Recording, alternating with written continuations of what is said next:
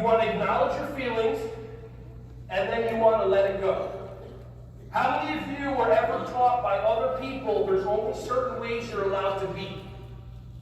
How many of you, like for example, guys, how many of you were taught that you're allowed to be angry, you're allowed to be tough, but if you cry in public, in front of other men, then you're and it's not usually something like you're powerful, you're brave, you're expressive, you're joyous.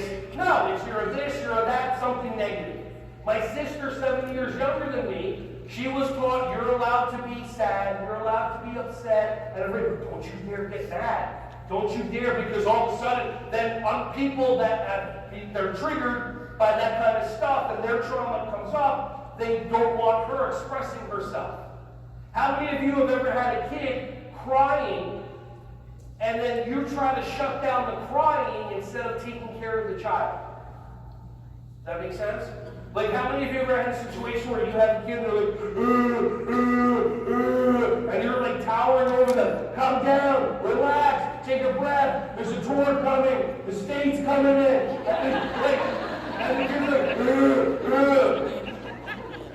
Now imagine if you're having a conversation with your significant other, and you're getting heated, and they look at you and they go, honey, relax.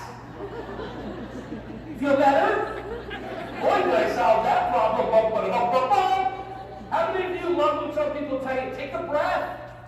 Honey, take a breath, you'll feel better. You immediately, of course, go, oh, thank you, let's continue this conversation. And they'll say, no, you lose your mind. You take a breath, exactly. So just get, you're allowed to be any way that you want. If you came in here and you're sad, and you're frustrated, or you're upset, or you're happy, any way that you are is beautiful. Be in your self-expression. Just get when you hold on to it and you don't release it from your body, that's when it becomes a challenge.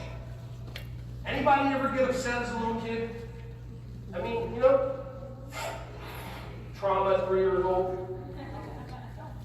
I will not burst the balloon.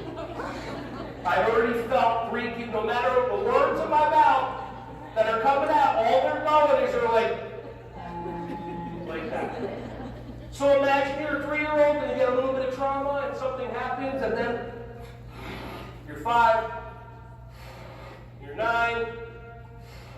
So I'm not going to bust your head. I promise.